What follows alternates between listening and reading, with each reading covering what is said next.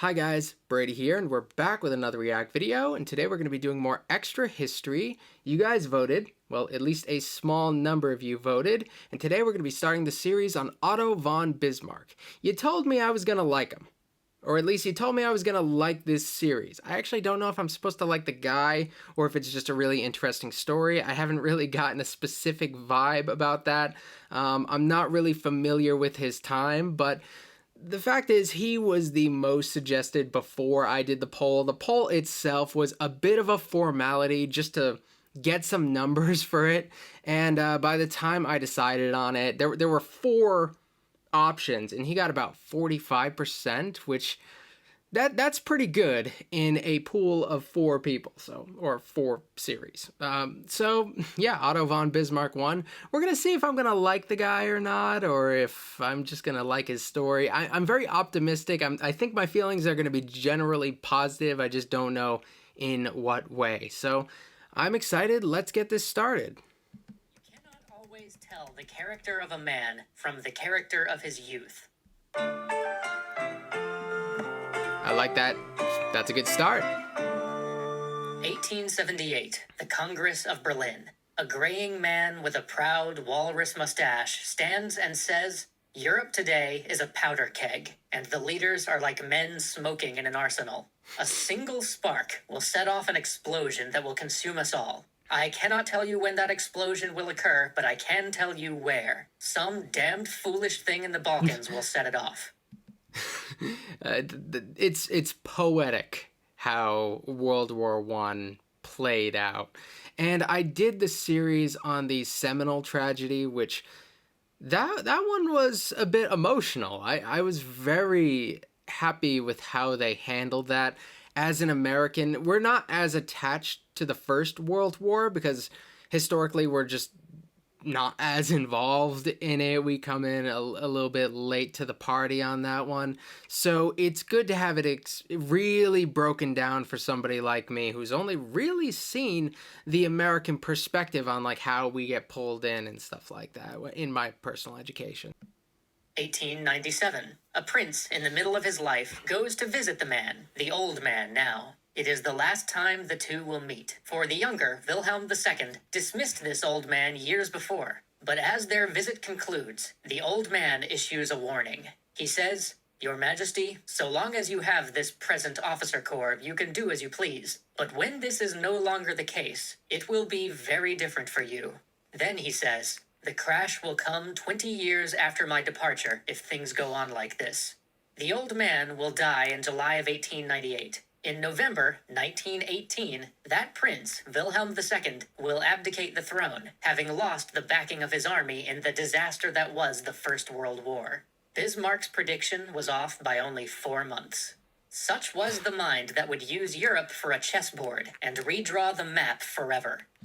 Okay, now I'm starting to get an idea of like the actual time period he comes in, because it was recommended to me in relation to World War One, but it seems like he's more of like a precursor to like the idea of World War One. Like he's associated with it based on his very good observation of the tension that was already building around. So that makes a little bit more sense.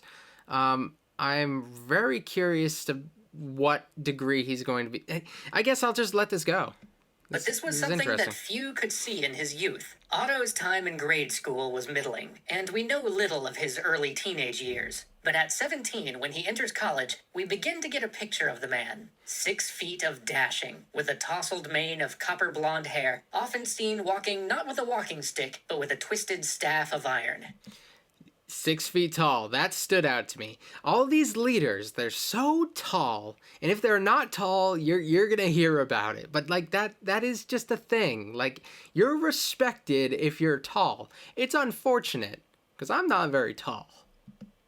He cut a dashing figure. Classes weren't really for him. He stopped going almost immediately, preferring Byron and Walter Scott as tutors to any other. He was quick with words and equally quick to a challenge. He got himself into more than one duel per month while he was at his first university, really? Engaging in 26 contests of honor and being wounded only once. To his dying day, he would insist that he was only wounded because his opponent's rapier broke. He consumed monumental amounts of Oh, yeah. So you're not just dueling with guns. You're dueling with other, cuz like when you're getting into a duel, and I guess I can't compare this to a lot of the duels I'm familiar with because you're getting into like 19th century American duels or like late 18th century American duels. It's got a particular culture built around it, so I'd imagine what he experiences is definitely a product of what's around him.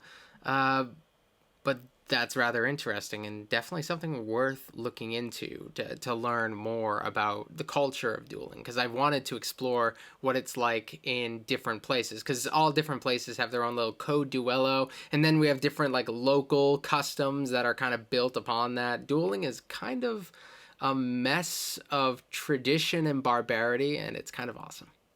alcohol, discovered a profound, if not so profound, love of the fairer sex, and managed to rack up a small mountain of debts. Most intriguing of all, though, he got himself cast as a character named Otto von Bismarck when his roommate wrote a novel about their wild college life. By the way, this man, who was quite aptly named Motley, would soon become a historian of some note, and one of the diplomats who kept Europe from siding with the Sick. Confederacy in the American Civil War. Anyway, that Oh, wild college I life gotta remember affairs his name. eventually caught up to Otto, and he moved to Berlin both to attend law school and to dodge the consequences of his roguish ways. Still rooming with Motley, he never once went to class while in law school. But when graduation time drew near, he hired what is politely known as a crammer at the last minute and managed to pass the exam to become a practitioner of law.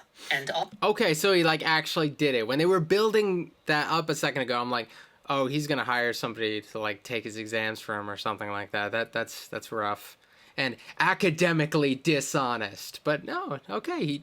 I don't know how you could not show up and still pass. Maybe it's one of those things, a curriculum that doesn't really value attendance and just really values whether or not you can pass the test at the end. I'm sure there's differing curriculums and stuff, and to compare what we have today in America to something from that period back then. I know in a lot of ways education has been a little bit stagnant. There are a lot of things that we do now that are still similar to things we did like 100 years ago. But I can't assume that the curriculum's the same, especially in a different culture as well.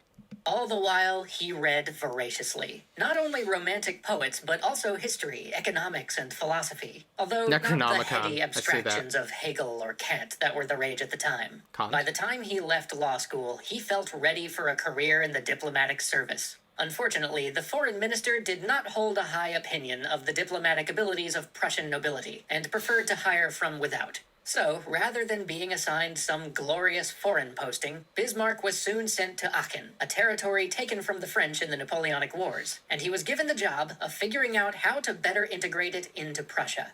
This task never really captured his interest. It was the English he was Oh, that far wasn't more interested interesting in. to you, For Otto. Aachen had become a popular spa and vacation spot for the English gentry, and, more notably, their daughters. Unfortunately, he was soon canned after he overstayed a river trip with one of these daughters by 3 months. It took some significant family influence to get this self-designated leave quietly swept under the rug, and Otto was soon involuntarily volunteered for the army. But before even his year of mandatory service was done, his mother took ill and died. This tragedy finally made his path clear. His father had never been good at managing anything, and his mother had run their more unruly estates. With her passing, Otto would take over this duty. A gentleman farmer's life for him. He was completely unprepared for this task. Oh god, that's funny. That's actually, this feels like a sitcom setup. I kind of like this. I really am enjoying his mischievous arc. There are kind. I guess a lot of the people that I deal with, their younger years, that we have some who get a little bit mischievous, maybe mess around with the ladies here and there, but a lot of the people I cover in 19th century America can be pretty stuffy. So, I don't know, sometimes it's not particularly exciting, so. But he did still have his secret weapon, the one expedient that had carried him through every challenge life dealt him: cramming. So as his military service wrapped up, it just occurred to me why I like him. It reminds me of some elements of like a youthful Benjamin Franklin. Some elements there. They're clearly very different people, but like the characters during my period of study that really stand out, the ones who have like personality that rise above the rest, I kind of get it. I'm already kind of getting why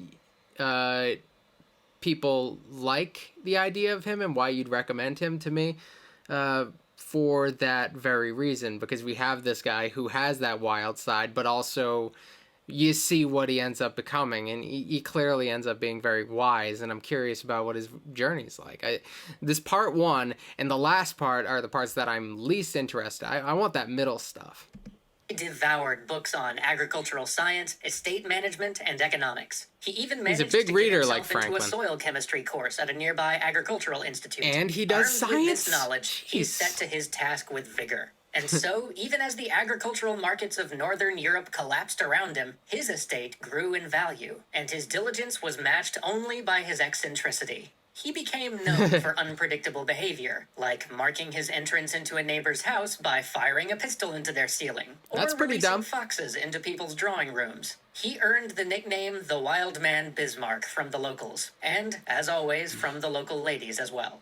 But this wild man treated his laborers well, much better than their ceilings and drawing rooms anyway, and he further devoted himself to his studies, diving deep into history, poetry, English politics, and even philosophy, though he did still have a preference for Spinoza over the German philosophers that were informing many of his more liberal colleagues' thoughts at the time. He's got a lot in common with the, like, idealized Renaissance man, I guess. Like, the people who really just want to be super well-rounded. They want to be great at everything. They don't like get themselves stuck into one category like a lot of people do. They want to be all over the place. They want to learn philosophy. They want to be scientists. They want to be historians. Why do one thing when you can do everything? That's kind of the concept of the Renaissance man, outside of like the actual Renaissance, which inspired the concept. All of this, and perhaps age, began to refine him, to smooth out his roughest edges. And though country life weighed heavy on him, in many ways he was well suited for it. It looked as though the life of a country squire was to be his calling. Over time, he settled in, he made friends. He even married a woman who seemed wholly unsuited to him. A quiet, devout woman with no interest in politics or English poetry. But she made him quite happy. Oof. In fact, he adopted her religion, pietism, to marry her. And such is the strange character of Bismarck that he did so earnestly, or at least he adopted the parts of her faith which he earnestly found compelling. But her father doubted that Otto was sincere in his conversion. This was the wild man Bismarck, after all. But Bismarck had a plan. Bismarck always has a plan.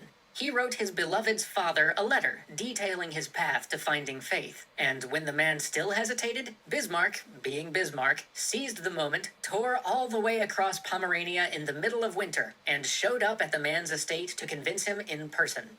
When Bismarck returned from this excursion, he found on his desk a letter. It was an invitation to take charge of running the dikes on the Elbe.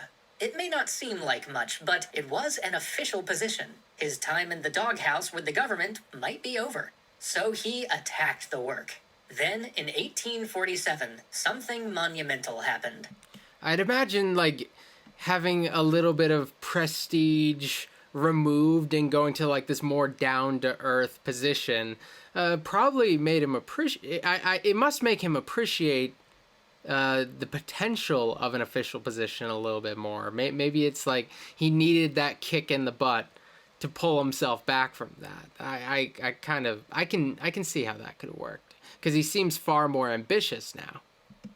The King of Prussia called a parliament. For the first time, Prussians would get together, debate, and vote on things. But Otto's wedding date was near, and besides, he hated Berlin, and he was a staunch conservative, believing in the power of the monarchy at a time when liberalism and democracy were in vogue. Even the idea of a parliament grated against his royalist leanings. For though this was Oh, a he's one of summoned those rather than an types. elected parliament, it was almost certainly going to be used to push for a proper elected parliament. One which, by its very nature, must take its power from the royal government. So he was reluctant to go. Even if he were to be summoned, he might not. But then fate turned. He received another letter. An acquaintance, whose good graces he wanted to stay in, had suddenly fallen ill, and now requested that Otto take up his post as representative of the Prussian Saxon nobility. I mean, I get why, like, an elitist type like him wouldn't want to participate in the parliament stuff, but wouldn't you rather have a vote than not? I mean, if you are afraid that this parliament is going to start to push towards things you don't like, don't you want to have a vote in that? Don't you want to exercise a little bit of your influence to protect what you want? Isn't that why democracy is so great? Does he think like, I participate in this, I'm legitimizing it, and then I'm complicit in this? And I guess I can understand that, but also the pragmatic side of my head is like, no, do it.